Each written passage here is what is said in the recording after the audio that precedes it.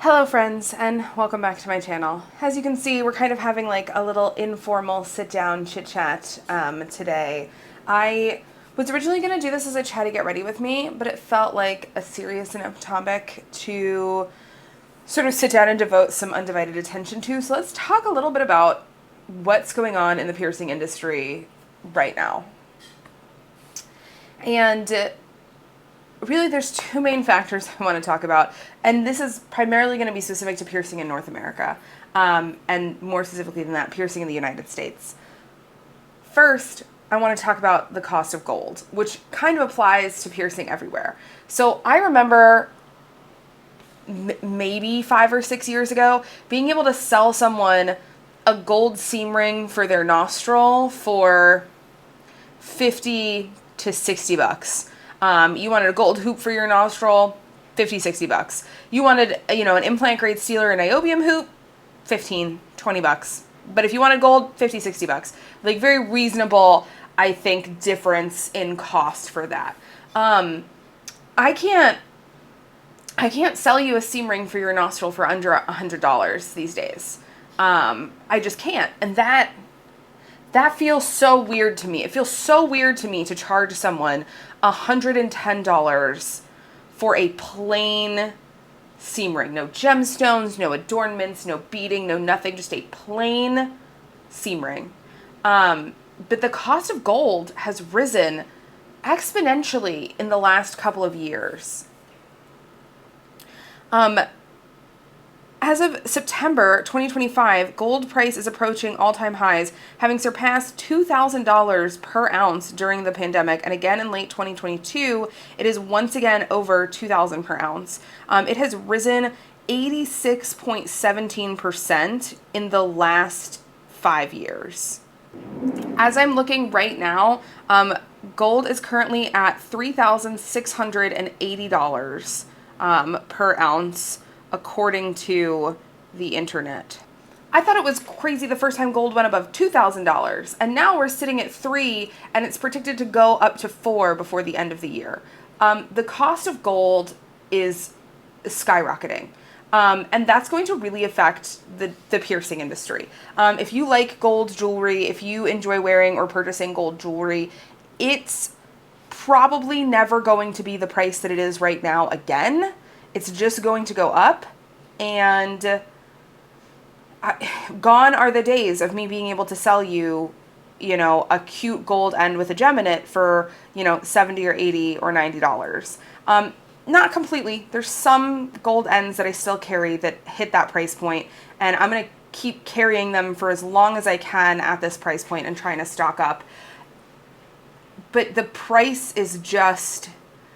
it has really skyrocketed, and it is really affecting not only the cost of what we sell pieces for, but also the lead times on ordering and receiving gold, the amount of gold our companies can order at one time, the way that they can produce things and make things, and our turnaround times.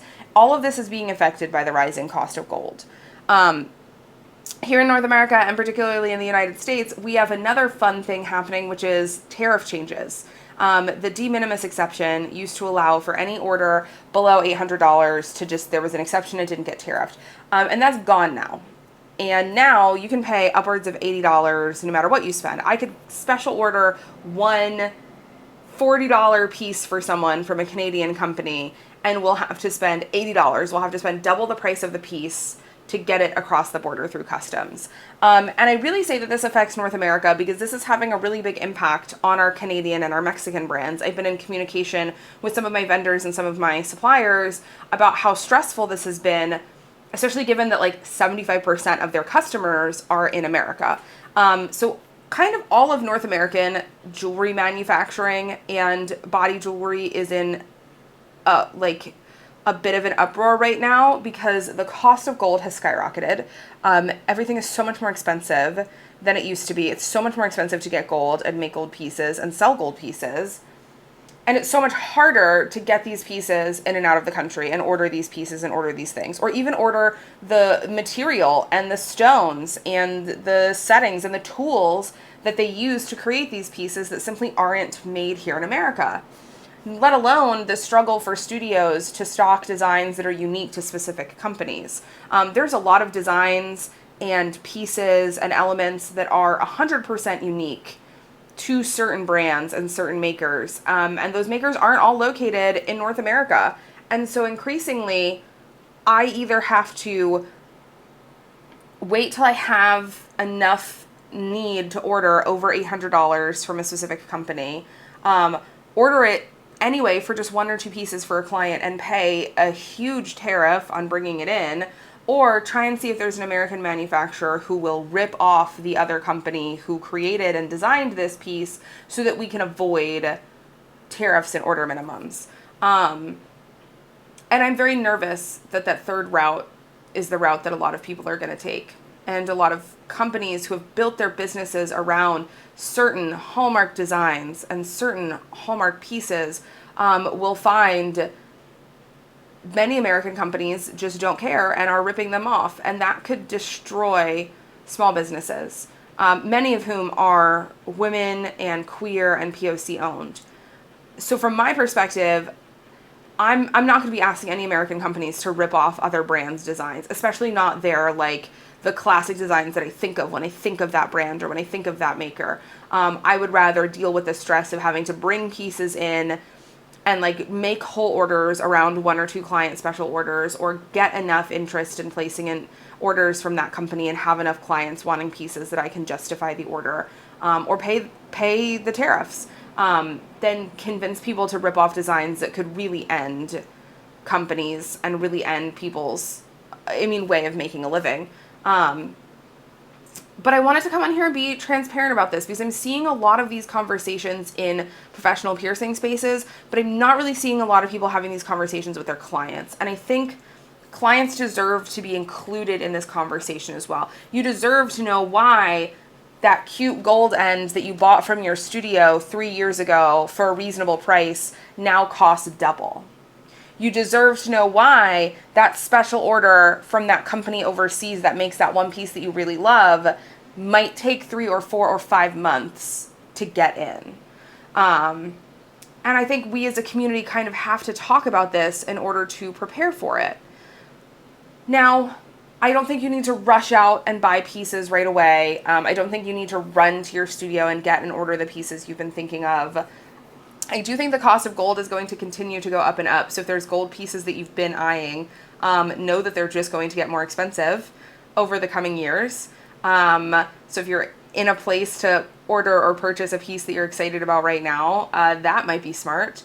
But I think the best thing we can all do right now is have extra patience. I know in the past, I was working in the industry in 2016 when the lead times jumped up to a whopping 20 to 36 weeks because all of the quality companies were overwhelmed. And I worked in this industry through COVID when, due to COVID shutdowns and restrictions, wait times again jumped up over 20 weeks for pieces. And both times I dealt with a lot of vitriol and anger from clients that their pieces weren't ready, and impatience and rudeness, and to be quite frank, during COVID, like downright abusiveness from clients. I had someone spit in my face. It was not cool. We gotta be patient. No one is gonna die if they don't get an earring they're excited about in 2 weeks after they order it, right? You're not going to die because you have to wait a couple of extra weeks to get a piece of jewelry you're really excited about. The world is not going to end because it might take an extra month or two for a studio to be able to place an order with a company that now we deal with extreme tariffs on. So we have to make sure we're ready to order enough pieces to make it worth placing that order. Please be patient with studios and jewelry companies and makers during this time. I'm really tired of living through unprecedented times. I'd love to live through some precedented times. But here we are. We are in, yet again, unprecedented times. And piercers are doing our best. The jewelry makers are doing their best. I frequently have conversations with some of my favorite makers about what they're trying to do to keep costs reasonable, how they're trying to stock up on gold, how they're trying to navigate with everything going on. And people really are trying. People really, really, really are trying. And it's going to be difficult, and it's going to be weird, and things are going to take a little bit longer to get in, and the prices might not be what you expect. And we are working our best to try and combat that and account for that and make clients' dreams come true with pieces that they're interested in. But I think you deserve to hear this sort of like behind the scenes conversations and interactions that are happening. And I think clients deserve to be aware of things like the changing cost of gold and how these tariffs are affecting how we do business at our studios.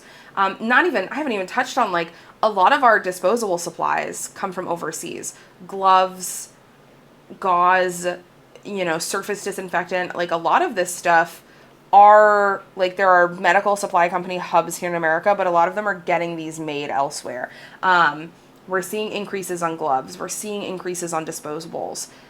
I'm hearing a lot of studios talk about needing to increase piercing fees to cover these additional costs. Gloves are starting to creep back up to where they were during COVID and may even surpass that. If it gets to be $5 for a pack of sterile gloves, many piercing studios may have to raise their piercing fees to cover these costs.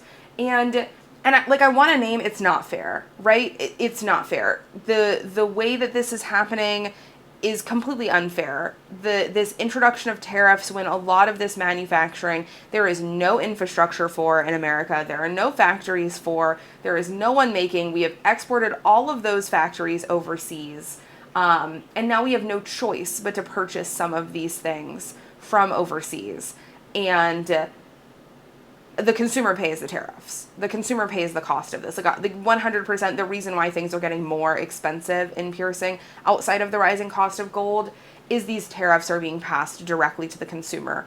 Because small businesses can't survive paying an additional many $1,000s in taxes a year and just eating the cost of these tariffs, right? It's being passed along to the consumer. In many different ways. Your coffee is more expensive now because it's much more expensive to import coffee beans.